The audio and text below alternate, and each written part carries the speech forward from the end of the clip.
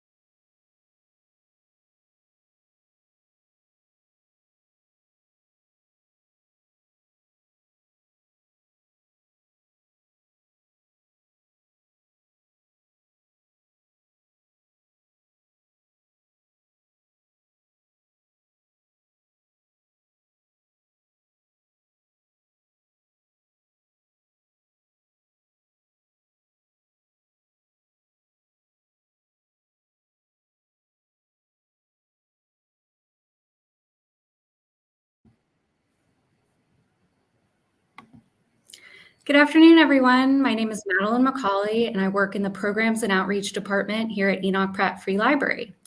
It is my pleasure to welcome you to today's Lunch and Learn program, which Pratt hosts in partnership with the Maryland State Archives and the Maryland 4 Centuries Project. Before we get things started, I'd like to remind you that should you have any questions or comments for our presenters today, please enter them in the comments or chat boxes below the video. We will address them at the end of the presentation. Without further ado, I'd like to turn things over to our partner at the Maryland State Archives. Take it away, Owen. Thanks, Maddie. Hello, my name is Owen Lurie. I'm the Outreach Coordinator at the Maryland State Archives. We're excited to have this presentation for you today.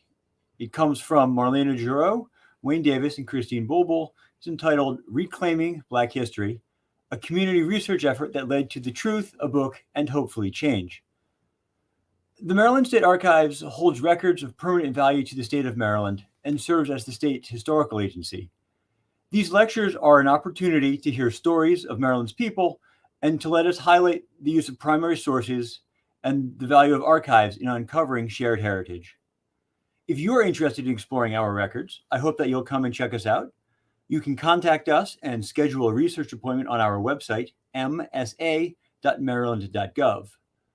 I hope that you'll join us next month on March 14th when our very own Burt Kummerow will talk about the Maryland Mosaic, a collection of the state's firsts that helps capture Maryland's role in the building of America.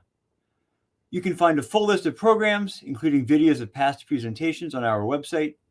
You can also find more programs from the Pratt Library at prattlibrary.org.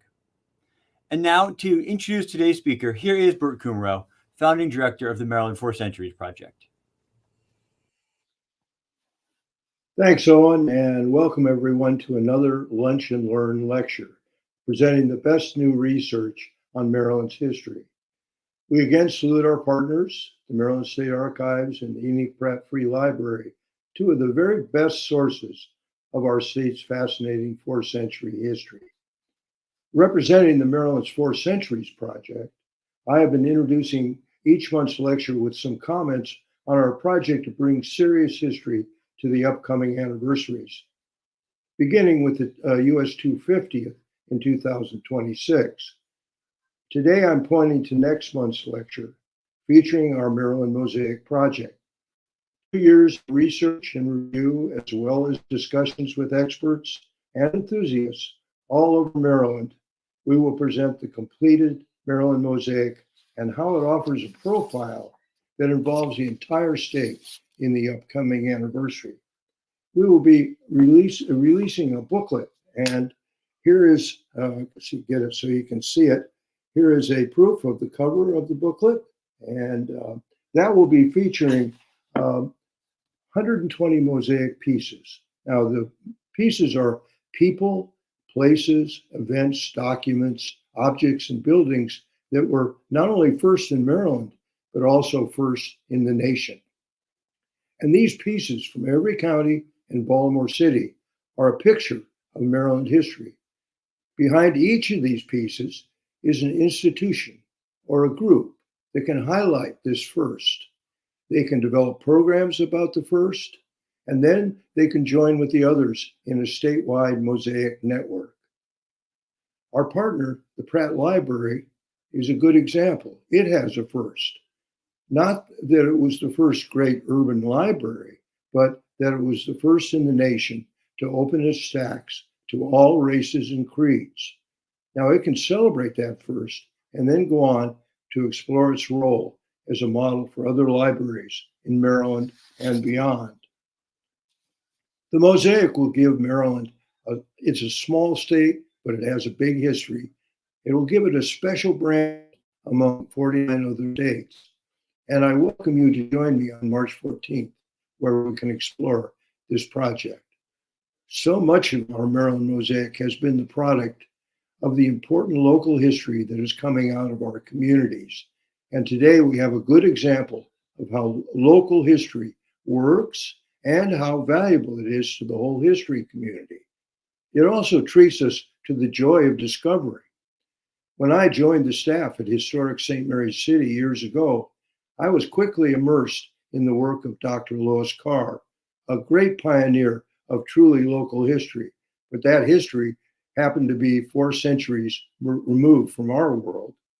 She worked for many decades at the Maryland State Archives, a treasure trove of data that she extracted from many previously ignored records. Working closely with the archaeologists digging in the old Capitol, she and her colleagues used a wealth of small details to build a much bigger story. It revolutionized our knowledge of how the English settlers created their society and culture on the old Chesapeake Tobacco Coast. Now today we get another close look at how local historians have regularly uncovered the past by searching for those very small things forgotten. In the process, they are using all the new exciting tools available, including genealogy. And they're bringing it all to a forgotten and ignored group of Americans, and they're bringing that to light. Our 3 speakers, Marlena Jareaux, Wayne Davis, and Christine Bulbul, represent a local truth lab.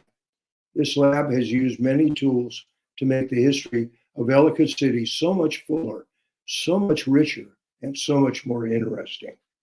And it all began with a humble log cabin that has been at the center of this historic community. The long accepted story of the Thomas Isaac cabin has not been properly questioned or researched. Enter the Truth Lab and our 3 speakers who began their work by asking simple questions. And as we all know, simple questions can lead to very complex and long overdue answers. But I'm going to let our speakers tell this fascinating story. Please welcome Marlena Jareaux, Wayne Davis, and Christina Bulbul.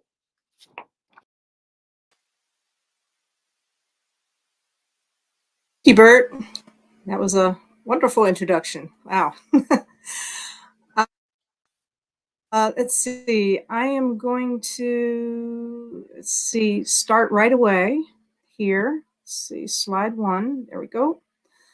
Okay, I'm going to recommend, if anybody doesn't want to see our faces on there and you just want to hear our talk, it's your choice, but you should be seeing a little box to the bottom right of your screen where the black part ends with this slide down at the bottom right. And if you click on that, I believe it should open up so it's a full screen for you, for anybody that wants that. You'll be able to see the images that are going to be on these slides a lot better, I think, if you do. So, but just a suggestion. Okay, so this is the cover of our book. You know the title of our, and let's jump in. We love our title, or we love our cover of our book. We love the whole thing, but okay. Well, today we know it as Ellicott City. It was always and still is Howard County's seat of government, except when it was called Ellicott's Mills. And it was valued for many things, including historic buildings, in which tours were conducted featuring a lot of those historic buildings,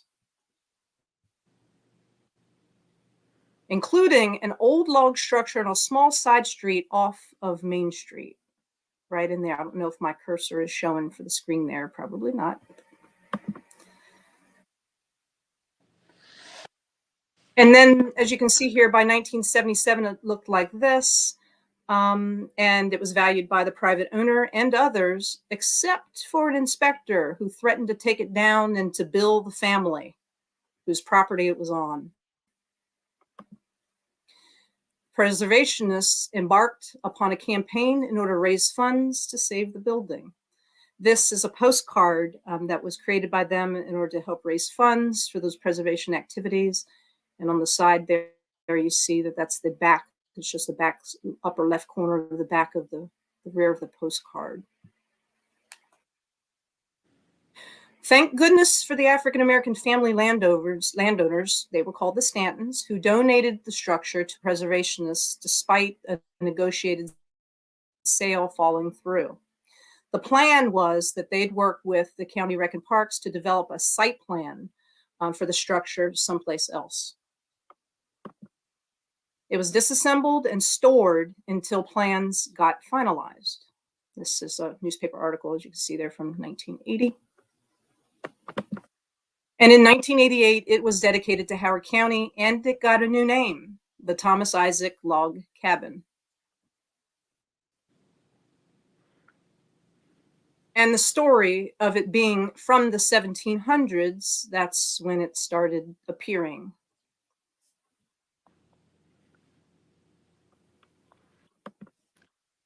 It appears, as you can see here in this photo, in the back there, that is the log cabin. And then to the right is actually the county's very first courthouse. That's what's in the foreground of the picture here. It was instantly beloved. It's where public officials, including senators, have stood to make announcements back then, reflected on the left of the screen. That is Senator Clark. And to the right is a multitude of public officials for a recent photo that was taken. When a flood struck and wiped out that courthouse, swift actions happened to save the log house. As you can see on the top left there, that's a still from a video of which they actually transported the cabin and moved it somewhere else to be safer, fearing for its safety. Here you can see in this Facebook post from the county that it was being touted as an important visual landmark. And I always do say that it is also someplace where pretty much public officials would just stand in front of there when there was an important announcement, oftentimes to be made. For Ellicott City, that's where they all seem to stand. So in the year 2019, a state lynching commission got formed here in Maryland. As you see atop the screen, the title of that legislation, it was House Bill number 307. And Howard County had two delegates. I featured them in red there, Vanessa Atterbury and Terry Hill. They weren't the primary sponsor of it, but they co-sponsored the legislation. And from that then, we came into the scene. There was a group of citizens, and when I say we, I mean from what became our nonprofit. So I'll explain that in a little bit. But the legislation led to a group of citizens in the county getting together and forming and saying, hey, yes, something needs to happen, something a little bit different with how this kind of history is going to be told. And then that led to a nonprofit getting formed to do the boots on the ground work for Howard County's lynching activity.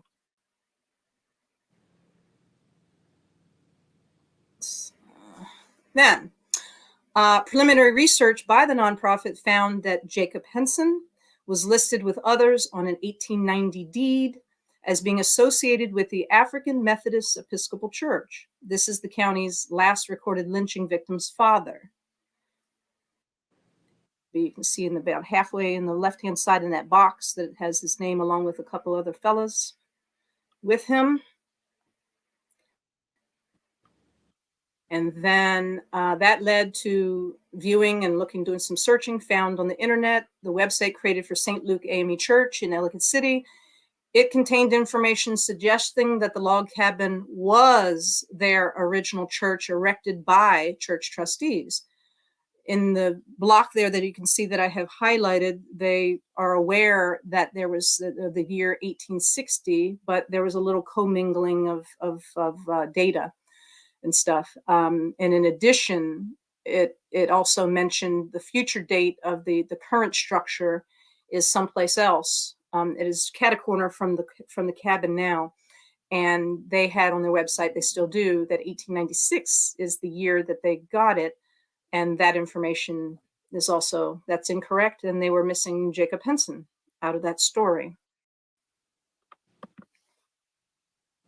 Was a section, a little snip from HO 64, which is a MHT, Maryland Historical Trust, for those who don't know what that stands for.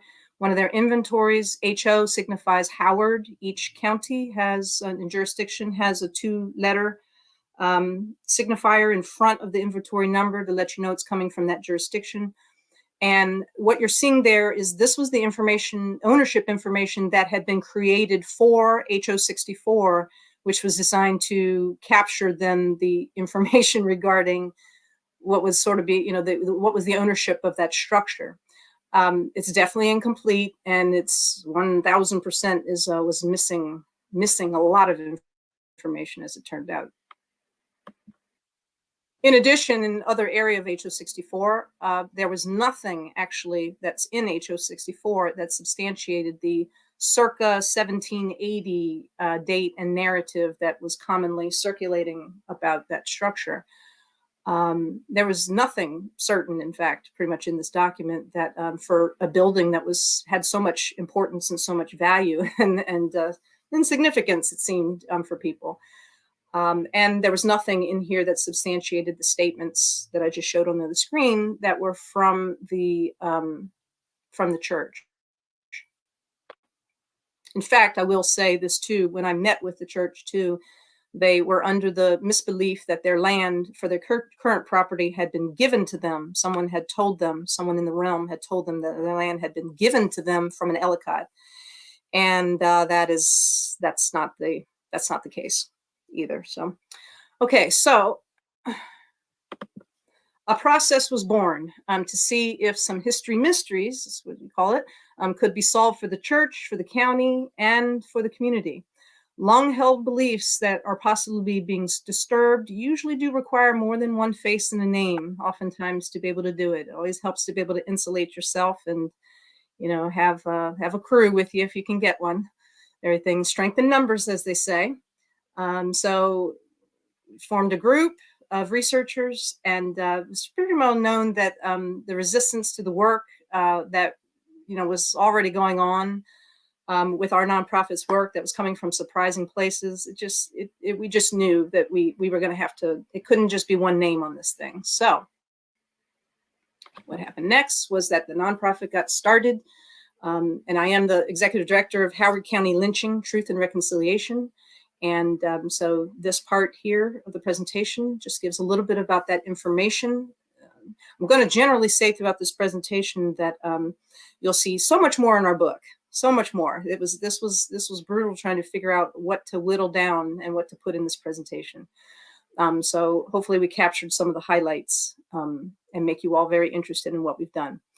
But we solicited for participants. They actually made application processes.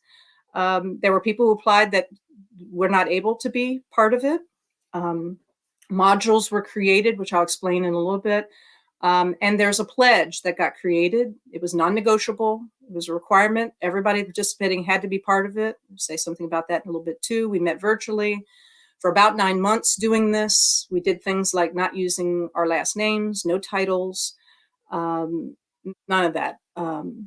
And originally the plan was that we were going to give these findings for this history mystery, these to try to solve it. We were just going to give it to our county executive and maybe some other, archival, just locally in Howard County. We started the process with 5 researchers. We ended with 3. They are the 3 that you see of us, myself, Wayne, and Christine. We sought very succinctly, I'm just paraphrasing here, that we sought to uncover who owned what and when. Could we decipher who likely built the log structure? And could we decipher the likely age of its construction?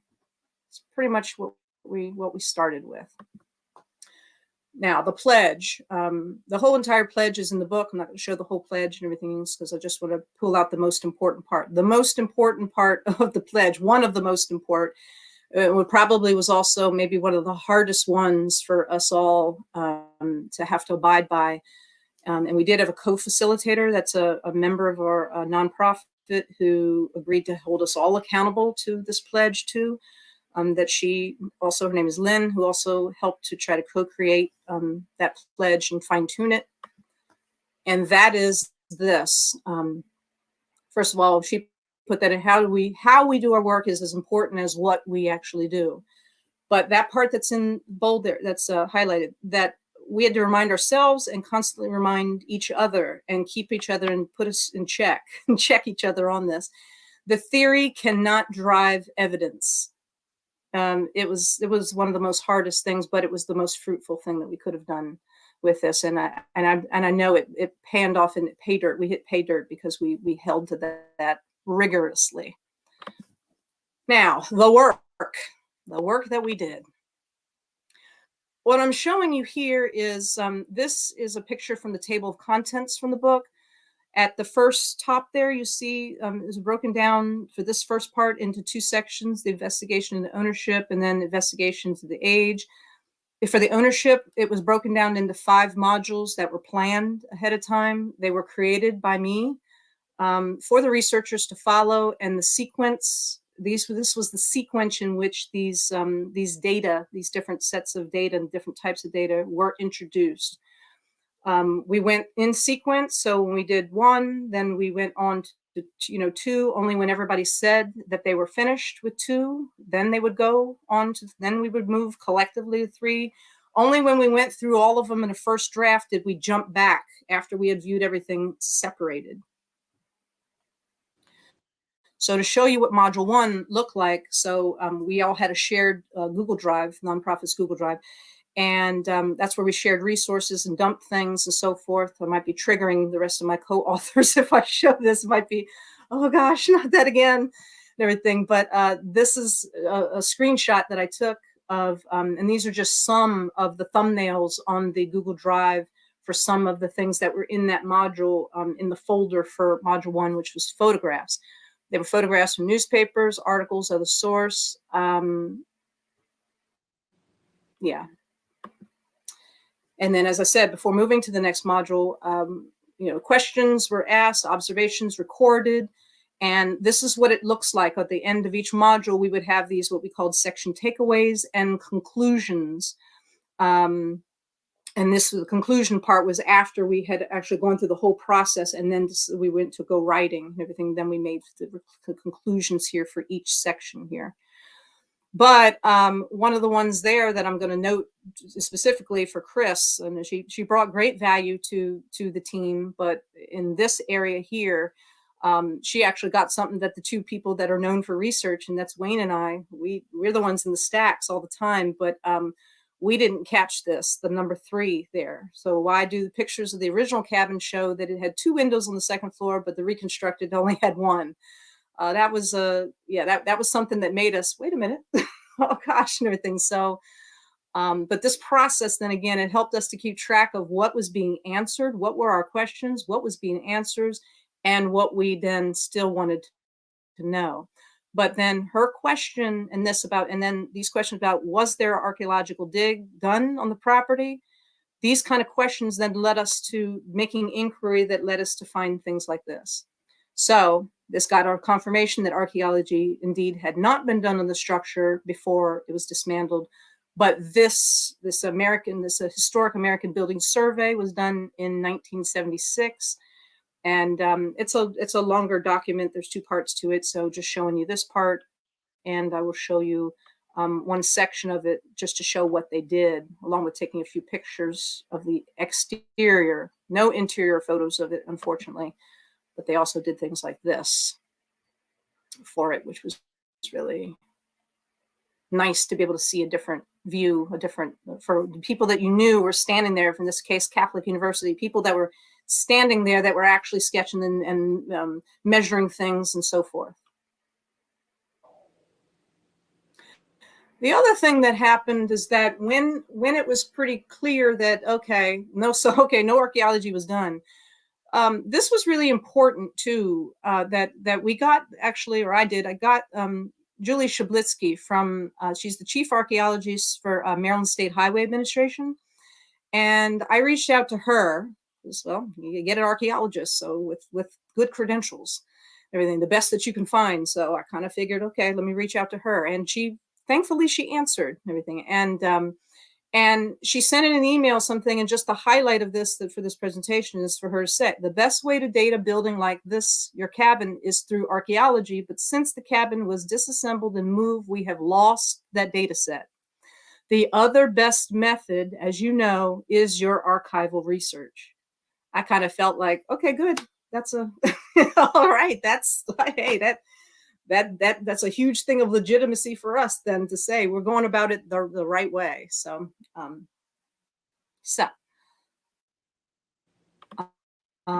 next slide here is that for module 2, again, just to show thumbnails for what was on our drive. These are just some of them. These are not all of them. We examined maps that most people know about. That would be things like the Martinet map, the Hopkins map, etc. But we consulted 12 total for when we were working in this module. We had 12 base maps that we were working for, and they were everywhere from online to actually in the building and special collections for the state archives, everything. One of them in particular that I just wanted to show, there were others like this one, and not as widely known one. This is referred to as a Robinson hand-drawn map of 1873. It's in the Dempster collection. I think that's what it was called. Is that right, Wayne? Is it Dempster? Do you remember? Dempsey or Dempster? Okay. The state archives was used the most by us, and also I just want to say, and had the least access issues, which is always important for us to have unfettered a researcher to be able to get what they need without any access problems. This particular thing was found in the front cover of a book that I was viewing, and I said, what is this? And I've never seen this before, and then they had to track it down at the state archives. I think Rachel did that for me. Eternally grateful that she got us the original one, so very cool. But we also saw things like this. So this is other repository find. This was a planning map, this is a section of planning map. This is sitting in the Maryland Historical Trust Library. It's also a wonderful resource, and everything is their library with so many things that are in there that you might not ever think are in there, but they are. It's a treasure trove in there as well. But this area and I did the zoom in for this, right in the middle of there. And again, I apologize. I don't know if my cursor is showing you as it's showing me on my screen, but if it's not showing you, sorry. In the middle of it, it says Merriman, and that's where our subject for our inquiry was located. So through the work, we began to realize that we had to challenge nearly everything that we thought we knew. We really did, and that was sometimes it was off-putting, because it was like you just have to unlearn what you think you know. And adults are hard. We're a hard bunch for that. We don't do that too easily. But here are just 2 things that I just wanted to point out to show. So this is a snip from the our Martinet map for Howard County. And as you see all the way on the top, on the left-hand side where it says GEO Hesser, most people would think that George Hesser, because of this on the map, that meant that he owned that property, and that was not true. So when I say that had map interpretation implications, it completely did. So another one here is that and you see the 1860, for L. Gillis to the right there, and typically, it's commonly known that the Martinet map for a person who's Black or mulatto, it would be indicated with COL''D behind their name. Well, you can see what L. Gillis has behind his name there. Before we got to module 3, just want to point out, which was the one on estates, we lost a researcher. At that point, she left.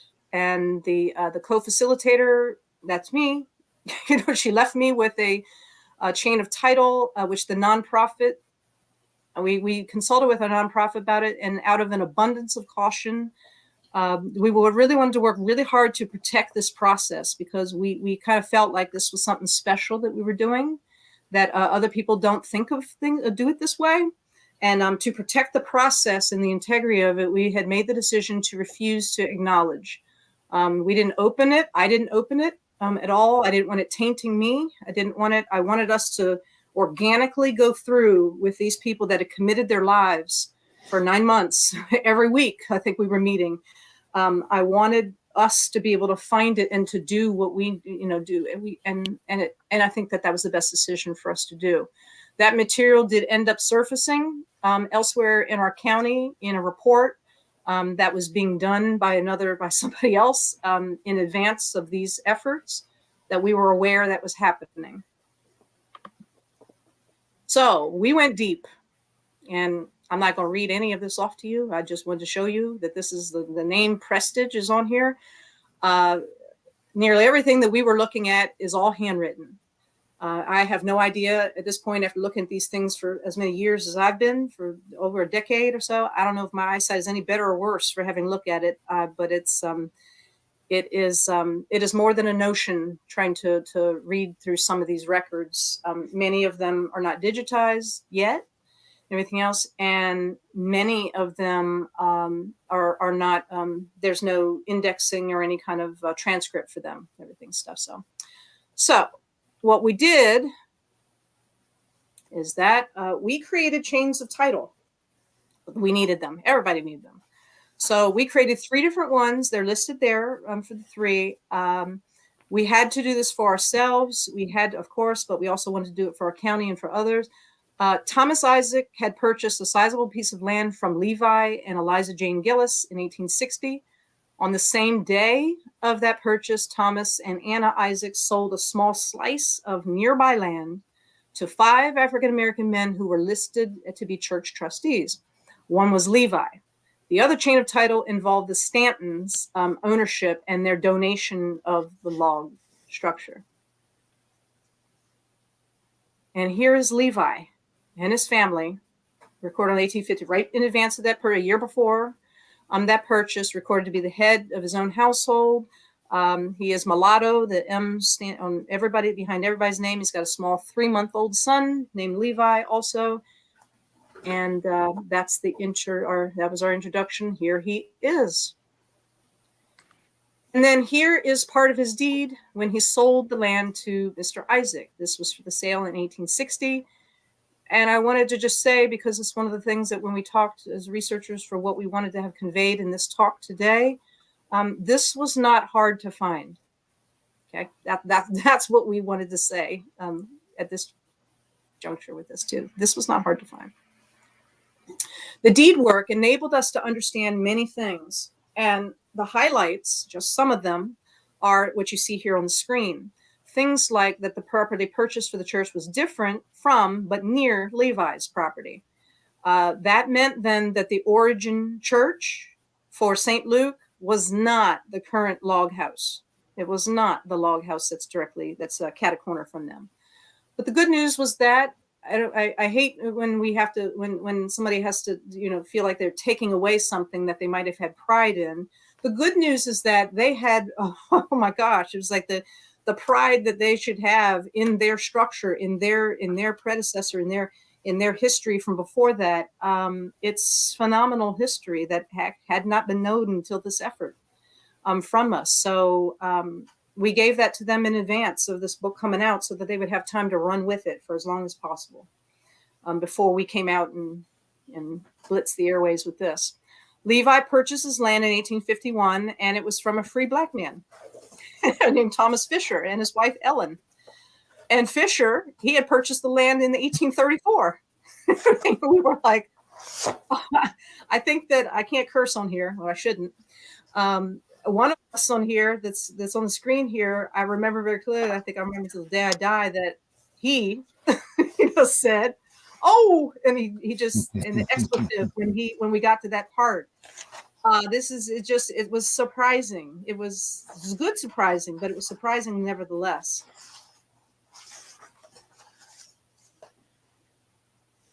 So the next thing we needed to do is to be able to visualize what the deeds were trying to say to us. And that's when we had our resident plat plotter guy, Wayne. He's the guy with that. He does stuff that I want to have a working knowledge of it, but I don't want to do it unless I absolutely have to. I just don't. And so I rely on his skill set. We all did.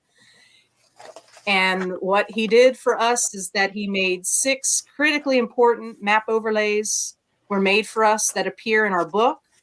We researchers, and he didn't just make 6, it's just that 6 are in the book, okay? What we did is that when we wanted to see something, we asked him, what can I see? I'm just curious, can you do this and everything? And he'd be like, okay, yeah, sure. I'm sure that there were times that he was probably, and everything, but he took it like, did like a champ. He did it like a champ, and we in the community and everything are definitely wiser for it. And this is just one for map 5 that's in our book to just show like what that does. There's in the book, Wayne wrote it up for how he did it, for the process, so that you would understand that too, for anybody wanting to duplicate it and understand how he did it. But it was for map 5, it was just taking the plotting of the church parcel and the Gillis parcel overlaid on top of 1910 Sanborn map, everything. And then the additional a layer, 2016 aerial layer from the Howard County GIS, which very happy that we had access to things like that. And in other words, what it did was it took this from the deed, which for some people, gobbledygook, really, it took this language basically that was in a deed, and then what it would do, it would make this for us to see. And then I added this arrow and this right here, 1860 land, that's not on inside the book. I added that to be able to put this in the slide deck. But that little, what it's pointing to, that little weird looking shape thing there, that was the church building, the 12.5 square purchase that the church was able to, that bought in 1860. But this is just to show you what map overlays and being able to be, have that skill set, that use for somebody. It was phenomenal. So let's see. Then I've got here again. This is just to say and then the investigation of age part. It was equally extensive. It might have actually been more extensive. It did things like this. It enabled us to we examined land patents. We evaluated reported dimensions, as you can see here in this chart that we made after looking at it and comparing it with our subject, with the dimensions of our subject, to be able to try to figure out what was what existed during these time periods. We looked at every single entry for Howard County in the Medusa, the MHT's website, Medusa, every global search for Howard County for anything that used the word log in it. And we created an extensive spreadsheet then that is in our book. This is just the last part of it in the book. I wasn't going to put all the pages in here. We wanted to see how all these other structures in the past, all these structures, how they did the dating, what were they doing, what was their archaeology, was this. We wanted to see and view that for everything. So we did. Not all we did. We also looked at advertisements for comparable properties, kind of like what real estate agents do and everything, to get comps. They call it comps. We have a section in there. We actually kind of did that. This was a game changer for us and an aha moment. When we looked at the record involving assessment records, that's when we saw, and we could see graphically to see for what Thomas Isaac sold it to Levi Gillis, and then having it for the time period he did, and then selling it. Recording when it showed up in the tax record the year after the purchase with a $400 value when he only bought it for $400. That was definitely a game changer. It wasn't a done deal though, because we had a lot of other things to go through, but that was a game changer. There's so much more that we did. It became clear that it couldn't just be a report. It might sit in somebody's office, sit in a vault somewhere, or something in a mountain of other paper records and everything. We just did not want to have that happen. Our nonprofit just had to make it into a book for others so they could see what we did and learn what we learned from the process.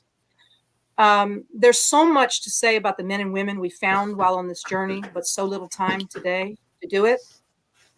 But here's some highlights about some of the people we found. The entire back section of the book has a rich treasure trove of information regarding the history of everybody. And that's white and black, everybody. Most of the people, the big major players in this story, they're in the back. And the man that Levi bought the land from was Thomas Fisher, as I said. Here, this is shown his certificate of freedom. The year is 1811, and he is recorded to be 21 years old with a dark complexion, born free, 1811. He is recorded on the Baltimore County Census to be the head of his household of 9 free blacks.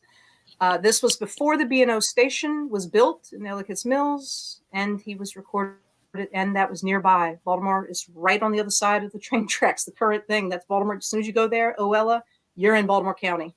So not far. In 1834, he bought the land in Ellicott Mills for $60.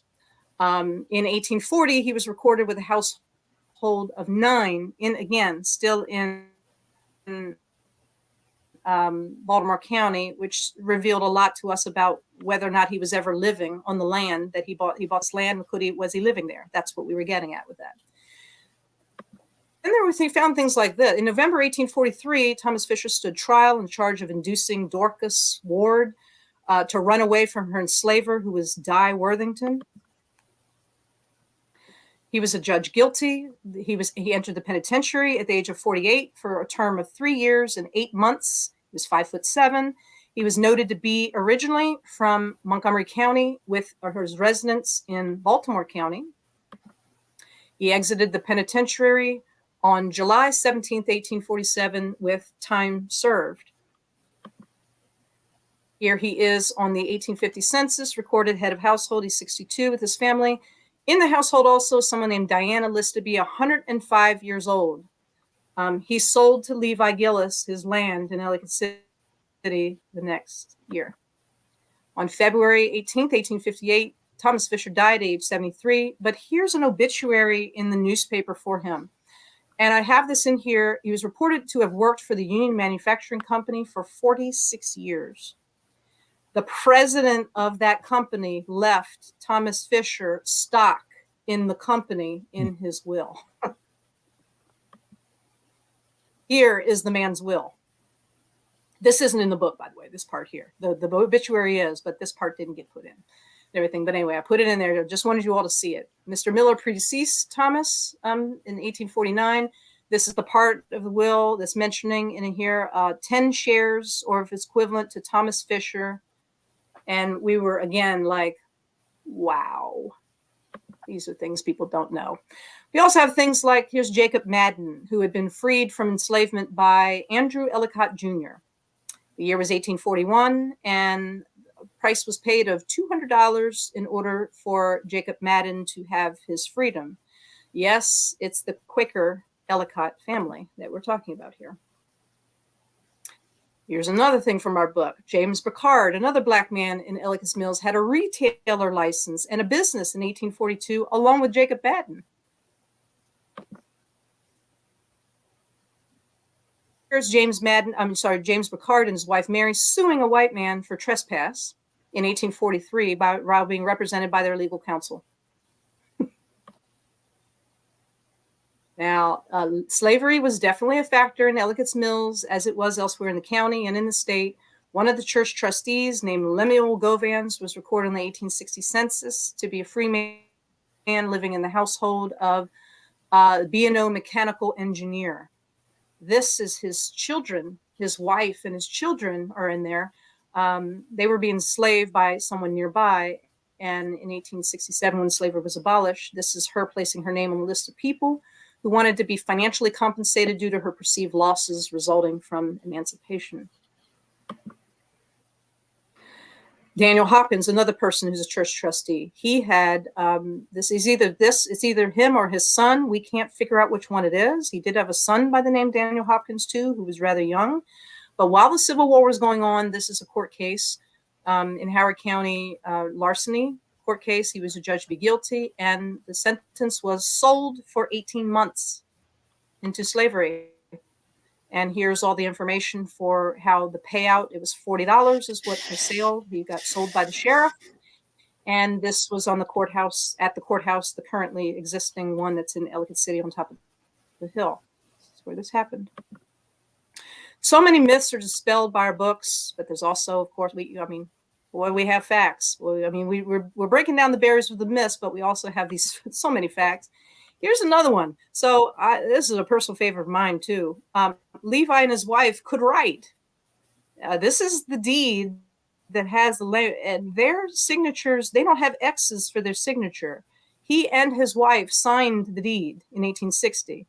On the other hand, Thomas Isaac and his wife could not. And I'm thinking about somebody that I met at a presentation a little while ago who was unfortunately of the belief that Black people before the Civil War couldn't read or write. And I was thinking of that person when I put this slide in here.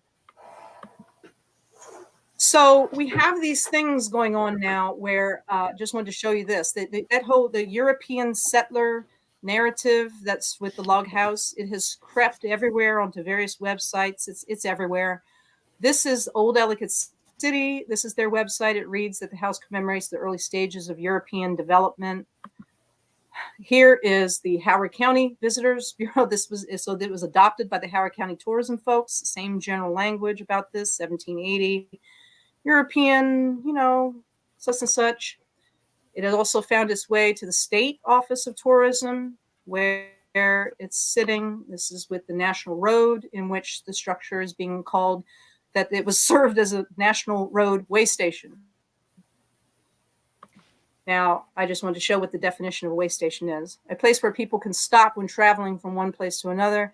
Another very transient kind of thing. I don't think that Levi and Eliza Jane, I doubt very much they have children. I doubt that they would have had people just randomly coming into their house. It just was it's not that. We have work to do, still work to do. So I wanted to say this too. So while it was necessary for us to try to decipher how Levi and his family were completely left out of the story told to decades of visitors, students, and residents to his log home, we didn't write this book to focus on casting blame. We care about accurate history and truth about the county we all love, and we wanted people to learn how we did this so that more people can also do it in our county and elsewhere. We could see that the info on those MHT forms is taken for gospel truth by many, including people writing books. We need more people developing critical thinking skills to do this work. History degrees alone aren't cutting it, we've seen. We need more people challenging what they are reading that was written by others, especially if it's being relied upon for something. Levi and Eliza Jane's home may be the oldest African-American built log home still standing in Maryland. That remains to still be seen. Due to the preservationists who loved it to save the structure, we all now have it to celebrate and to enjoy. Finally, the three of us hope that we did justice to this history for our community. The nonprofit hopes to experience less resistance to our local work. Challenge our findings, not why we are doing this. This work is important for people to see and know about their neighbors and colleagues who don't look like them, regardless if their families are reflected in our book. More is coming. I'm proud to call Maya Davis my friend. She used to be from State Archives a long time. And she talks frequently about the importance of also telling history through an African-American lens, just as Lonnie Bonch from the Smithsonian also advocates.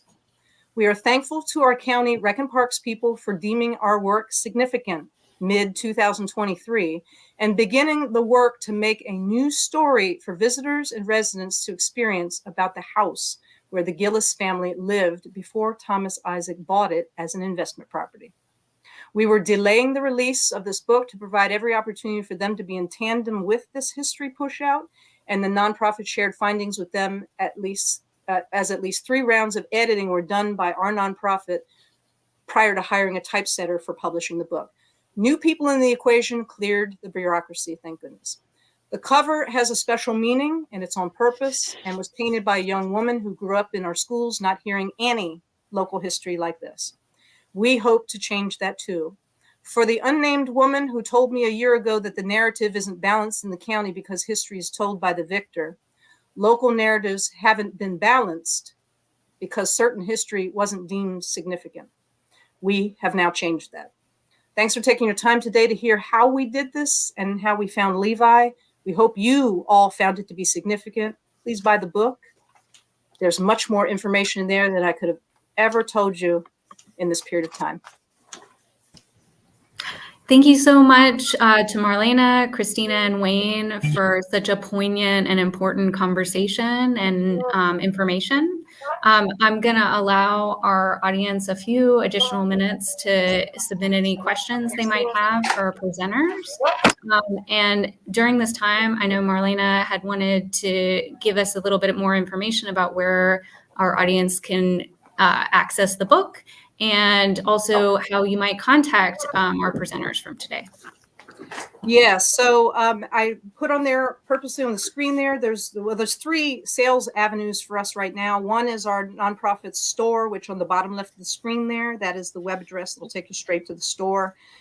Hardcover and softcover edition of the book can be found there for direct purchase from us.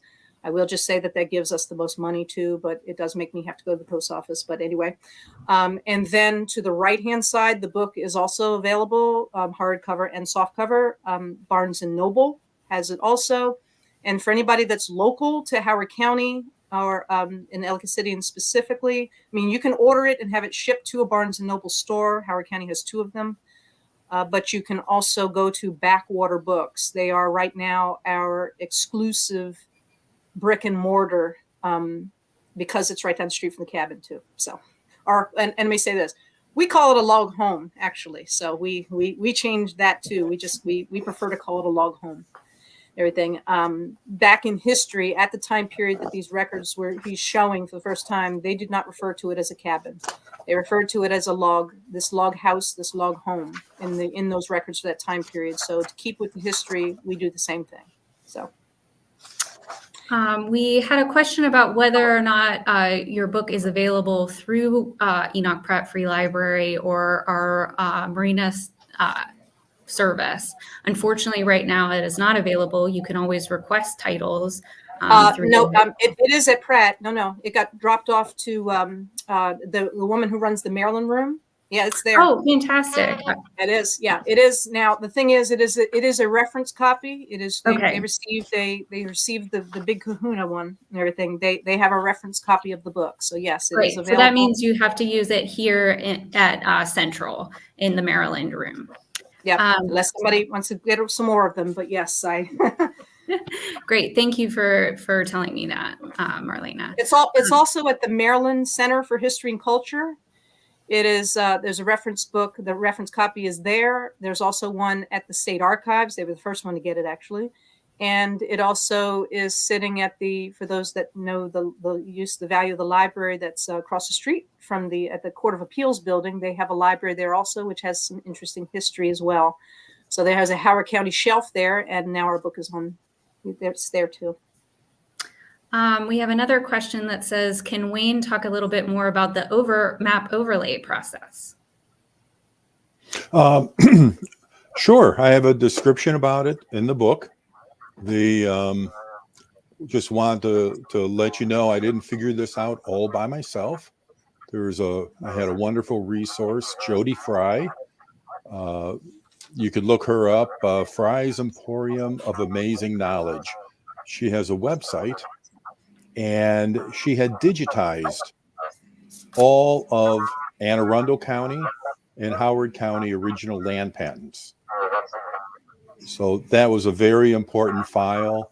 I was able to overlay all of these files using Google Earth. So there's more about that in the book, and I'm very happy to answer any other questions about it at a later point. Wonderful. Thank you so much, Wayne. We had another question that says, is this fellow, and I believe this individual is talking about Thomas Fisher, is this fellow and his story reflected in the Howard County network to freedom sites?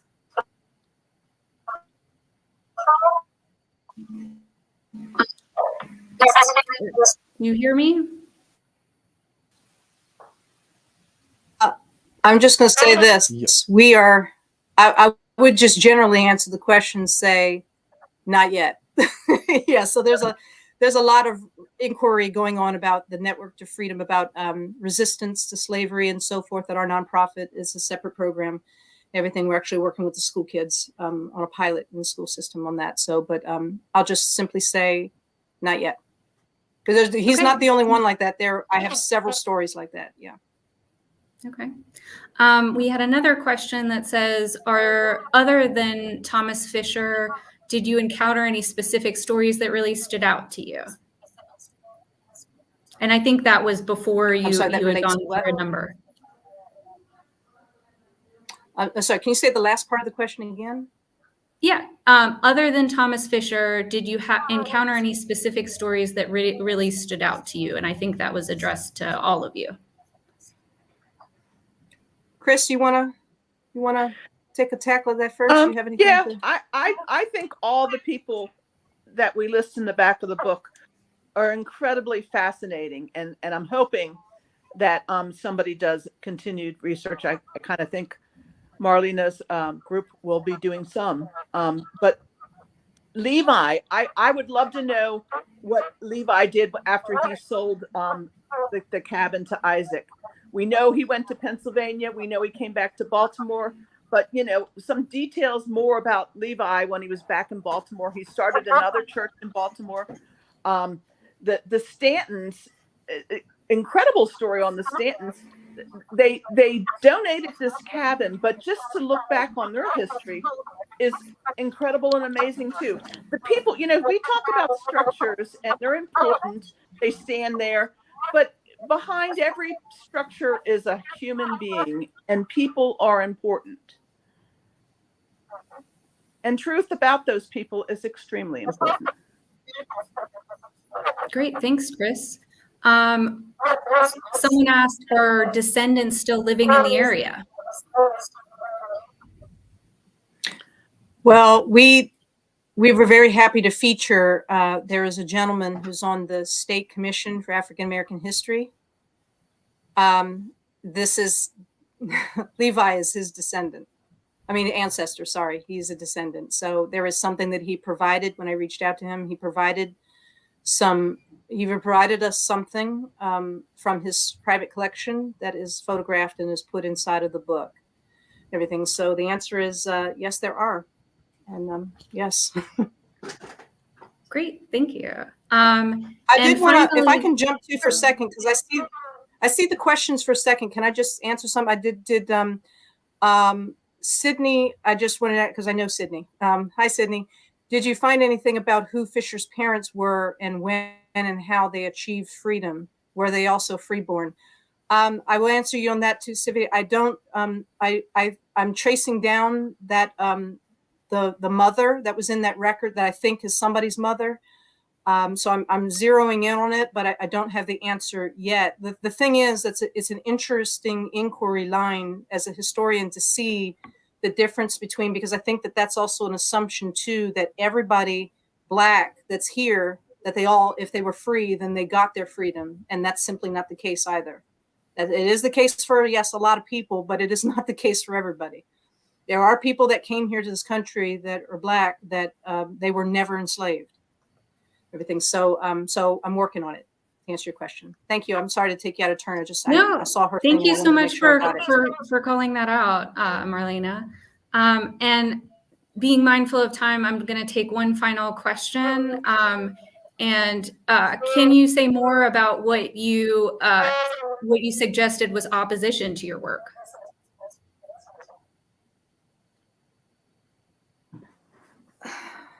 Well, I'm going to choose to answer the question this way. Maybe it's because I only had 3 hours of sleep. So, when we first came on the scene, I think that generally, any time for adults in particular, children are a little bit more, well, teachable. They are. So when we first came on the scene, I know that some of this work, because we were doing the work the way that we were, and it was only with primary source research, and that's not with that's just our nonprofit, just in general. But what was happening is that there were people who, I call them the people who have always had the microphones to do the talking. Those people who've been around a long time before us, they were getting hammered. Sometimes they were getting people asking questions, simply saying, how did I not know this? How come? I've given presentations where I hear students saying that, everything in Howard County, where Columbia is. Everybody thinks of Columbia Rouse and Kumbaya and everything, without any knowledge or understanding about the plantations that it was built on top of. And so that whole history, that whole narrative, all that is just like it's just not here. So I would say that for the most part, I'll choose to say that a lot of the resistance, I think, was just coming from the very fact that when you're a new person in a room, and I think that people think that they already have the market cornered, then that it's theirs. And when you're new in there and you're basically having to elbow your way in, and that's what we had to do. And I think that it's a thing of sharing power. And some people, we were very clear, there was no question that we were going to do it and that we were going to get it one way or another. But there was resistance to that sharing power. And so we just knew, like, okay, well, if you're going to fight us, which is why I said what I said in the slide, if you're going to fight us on something, have it be about the documents, about the work. You can fight us on the work. Don't fight us about why we're doing this, because, yeah. So I hope that answers the person's question. Thank you so much. And thank you again, Marlena, Christine, and Wayne, for this very important and engaging presentation. Thank you to our partners at the Maryland State Archive and Maryland for Centuries Project. And thank you to the Hearing and Speech Agency for providing accessibility for today's program. And thank you to our audience for joining us this afternoon. Stay safe, take care, and have a good rest of your day. Thank you. Thanks, everybody. Thanks.